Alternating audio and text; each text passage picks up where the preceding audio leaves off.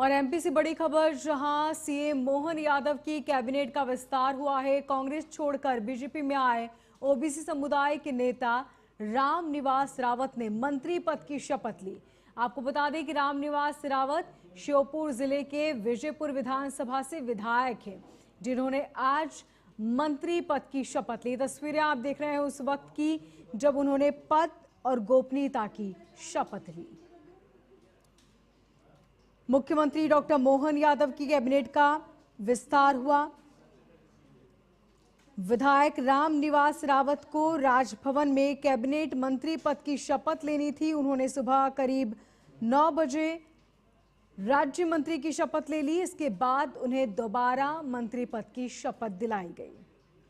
ज्यादा जानकारी के साथ हमारे ब्यूरो चीफ राजेंद्र जुड़ चुके हैं फोन लाइन पर। राजेंद्र, उनकी शपथ लेना तो खबर में था ही, लेकिन अब सुर्खियों में यह भी खबर है कि उन्हें 2 बार शपथ दिलाई गई, क्योंकि एक बार उन्होंने गलती से राज्य मंत्री की शपथ ले ली थी। देखिए, मैं आपको बता दूं मोनिका कि आज जो है मध्य प्रदेश में जो है कैबिनेट का थोड़ा विस्तार होना था। 30 मंत्री मध्य प्रदेश में पहले से ही मौजूद हैं।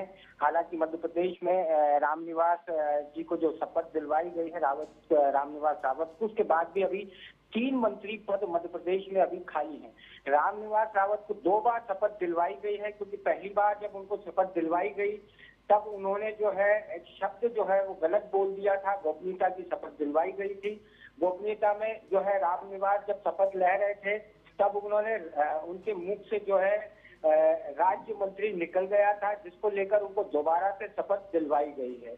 राज्य के मंत्री बुलवाना था शपथ में, लेकिन उन्होंने राज्य मंत्री की शपथ ली थी और इसलिए दोबारा से जो शपथ जो है वो दोबारा दिलवाई गई है कि उनको राज्य मंत्री पद की शपथ जो है लेने को कहा गया था। इसलिए 2 बार उनको आज शपथ दिलवाई गई है। हालांकि प्रोग्राम जो है सुबह राजभवन में शांतिपूर्ण संपन्न हुआ है। मुख्यमंत्री भी इस कार्यक्रम में मौजूद थे। राज्यपाल के सामने शपथ दिलवाई गई है। मध्य प्रदेश में जो है अब 31 जो है मंत्री टोटल रामनिवास को मिलाकर जो है 31 मंत्री यहाँ पर हो गए हैं। अब देखना यह है कि क्या और मंत्री विस्तार जो है डॉक्टर मोहन यादव अपने कैबिनेट में करेंगे, क्योंकि अभी 3 मंत्री पद खाली हैं। कई विभागों का प्रभार स्वयं जो है मुख्यमंत्री के पास है।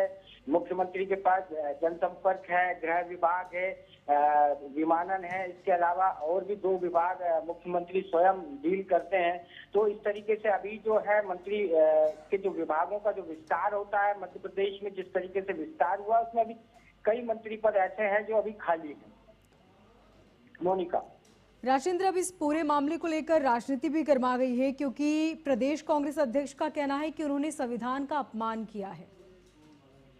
बिल्कुल, जिस तरीके से गोपनीयता की जो शपथ होती है और जिस तरीके से ये शपथ दिलवाई जाती है, उसमें अगर कोई मिस्टेक होती है तो दोबारा से शपथ दिलवाए जाने का प्रावधान भी है।